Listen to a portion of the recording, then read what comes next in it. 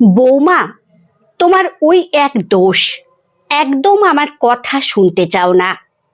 তোমাকে পই পই করে বললাম, শ্বশুরমশাইকে একবার যা দিয়েছো ঠিক আছে, আর চাইলেও দিও না। জানোই তো ডায়াবেটিস ধরা পড়েছে। ডাক্তারবাবু পই পই করে বারণ করে বলে দিয়েছেন ভীষণ সাবধানে থাকতে। আর তুমি? মা, আমি প্রথমবার চাটনি দেওয়াতে উনি আবার এমনভাবে আবার চাইলেন। বৌমা, আর একটু, আর একটু। আমি নিজেকে সামলাতে পারিনি, বাধ্য হয়েছি উনার ওই করুণ আবেদনকে অগ্রাহ্য করতে। দেখো বৌমা, আমারও তো এইসব রোগ আছে। কখনো আমাকে কি দেখেছো এইভাবে হ্যাংলার মতন তোমার কাছে খেতে চেয়েছি? আমার নিজের একটা আত্মসংযম রয়েছে। ছোটবেলা থেকেই বাবা মা ভীষণ শৃঙ্খলার মধ্যে আমাদের মানুষ করেছেন। আচ্ছা মা, প্লিজ এবার চুপ করুন। পরের বার থেকে নিজেকে খুব সামলিয়ে রাখবো। দেখো, তুমি রাগ করো না। চিকিৎসার পিছনে কত টাকা বেরিয়ে যাচ্ছে বলো তো? এই তো কত টাকা আর পেনশন পাই, তার উপর আবার আমার রোগ ভোগ তো আছেই। আচ্ছা মা, একটু চাটনি রয়ে গেছে, ফ্রিজে রেখে দিচ্ছি। আমি আর আপনার ছেলে কাল খেয়ে নেব। ঠিক আছে। আর আর একটা কথা বলি বৌমা, এরপর যখন এইসব বানাবে মিষ্টিটা একটু কম দিও। জানোই তো তোমার শ্বশুরমশাইয়ের ভীষণ নোলা। আমারও ছিল, তবে এখন অনেকটা সামলে নিয়েছি। 2 বছর হলো বিয়ে হয়েছে কৌশিকীর। বাড়িতে রান্নার লোক থাকলেও বেশিরভাগ হেঁসেলের কাজটা ওকেই সামলাতে হয়। কয়েকদিন ধরেই আমসত্ত্ব টমেটো দিয়ে চাটনি খাবার জন্য বায়না করছিলেন শ্বশুরমশাই। কথা দিয়েছিল কৌশিকী ইউটিউবে দেখে খুব সুন্দর করে তৈরি তার এই চাটনি।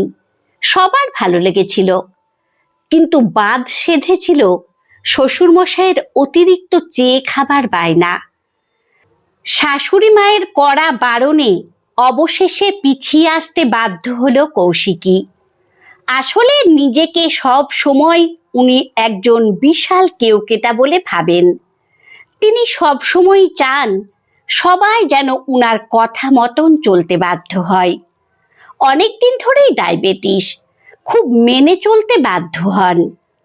রাতের বেলা বোনের সাথে হোয়াটসঅ্যাপ করতে করতে কৌশিকী রান্নাঘর থেকে অদ্ভুত একটা আওয়াজ শুনতে পেল। না, হয়তো ভুল শুনেছে। আবার কিছুক্ষণ পর আওয়াজ, এবার আরো জোরে কাঁচের কিছু একটা জোরে ভাঙবার আওয়াজ ভেসে এলো। না, আর নয়। এবার দৌড়ে গেল কৌশিকী। আলো জ্বালাতেই চমকে উঠল। চাটনিটার অতিরিক্ত অংশটুকুন যে বেঁচে গেছিল সেটা একটা কাঁচের জারের মধ্যে রেখেছিল। সেটাই ভেঙে চৌচির হয়ে মেঝেতে গড়াগড়ি খাচ্ছে। বাড়ির প্রায় সবাই দৌড়ে এসেছে, কিন্তু রান্নাঘরের মধ্যে দাঁড়িয়ে রয়েছেন কৌশিকীর শাশুড়ি। এ কি মা, আপনি? ঠোঁটের চারপাশ থেকে গড়িয়ে যাওয়া চাটনির অংশটুকু দেখে শ্বশুরমশাই তো হো হো করে হেসে উঠলেন। সত্যি তন্দ্রা, বৌমা জব্বর করেছে চাটনিটা, তাই না?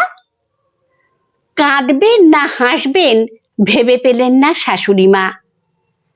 কি করব বৌমা, সবাইকে তো সারাদিন চমকে বেড়াতে হয়, কিন্তু আমিও তো একজন রক্ত মাংসের মানুষ, তাই না?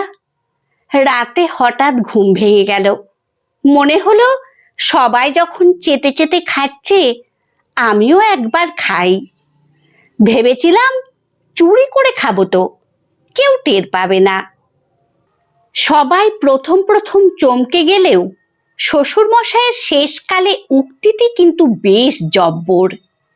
আসলে কি জানো তো তন্দ্রা, এই জগতের সবচেয়ে কঠিন কাজ হচ্ছে নিজেকে চেনা, এবং সবচেয়ে সহজ কাজ হচ্ছে অন্যদেরকে উপদেশ দেওয়া।